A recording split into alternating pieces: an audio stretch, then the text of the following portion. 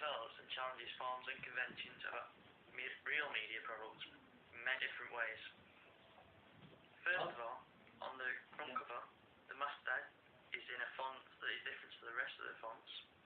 It is the largest piece of text on the page, which uses the forms and conventions of real media products, as this is what you would expect on a real magazine.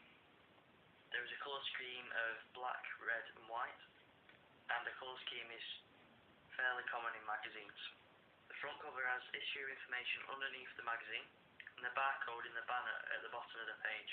This tells the reader when the magazine is published, and also which issue of the magazine it is. The artist in the main image wears clothes which are a different colour to the main colour scheme of the cover. This makes the image stand out from the rest of the content. There is a use of direct mode of address by the artist as well to connect with the reader. The image overlaps the masthead, but not as much as so we can't see what the masthead says. This challenges the codes and conventions because usually you would expect the artist to be wearing the same colours as in the colour scheme. I have added a puff close to the issue information that includes the price of the magazine. A puff is designed to stand out to attract the eye of the reader, so it allows the price to come to the attention of the audience. The skyline at the top of the page includes names of artists that will feature in the magazine. Usually you would see the slogan for the magazine in the skyline, but I have the slogan for my magazine underneath the masthead.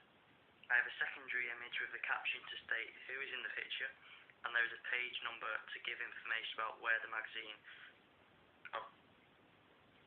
magazine the article for the artist is. Moving on to the contents page, I have 3 columns on my contents page, whereas other magazines have 2 or 4. This means that my magazine challenges the codes of real media products.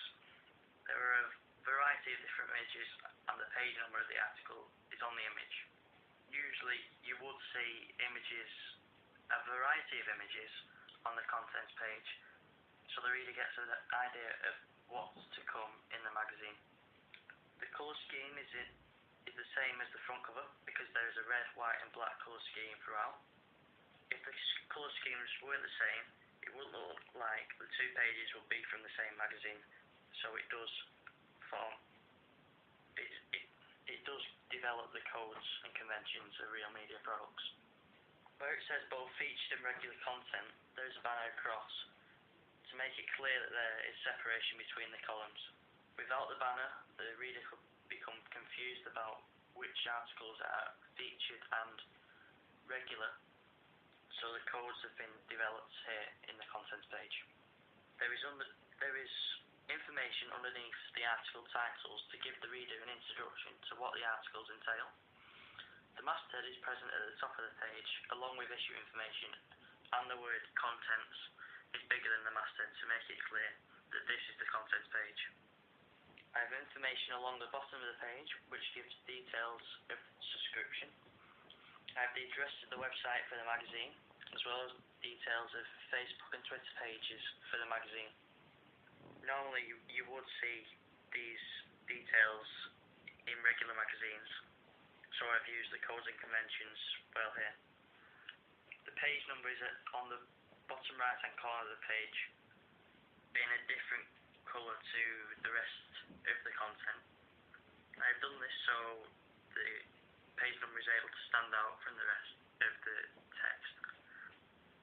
In the secondary image on the double-faced thread, there is direct mode of address to the reader. The artist is also wearing black and white clothing, which is linked to the colour scheme. The questions are a different colour to the answers, so the reader doesn't get confused about whether the interviewer or artist is speaking. You would usually find this in magazines, so I have developed the codes and conventions of real media products also. The main image goes across 2 pages, as does the text, which you would usually find in double-faced threads. I have taken a quote from the text and made it stand out from the rest of the text, which develops the codes, because from my research A lot of magazines have done this in the past.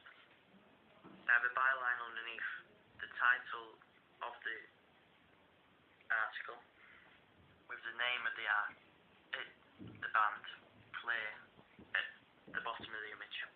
The colour scheme is also similar to the front cover and the contents page, which makes it look more professional and all conform to the same colour scheme. I've made sure that my magazine represents particular social groups because I needed to make sure that it attracted my intended audience.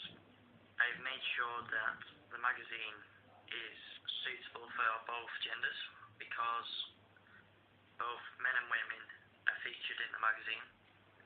The main image on the front cover is of a male, and the images in the contents page are also of males, but I have pictures of women on the double page spread because they are part of the band.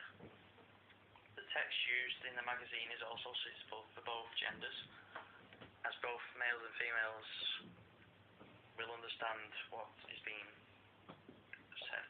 My target audience was 16 to 25-year-olds, so I've made sure the text and the people in the images are of the age category. The reader is able to read to understand what is being said in the text, and they will have interest in what bands and artists are in the images.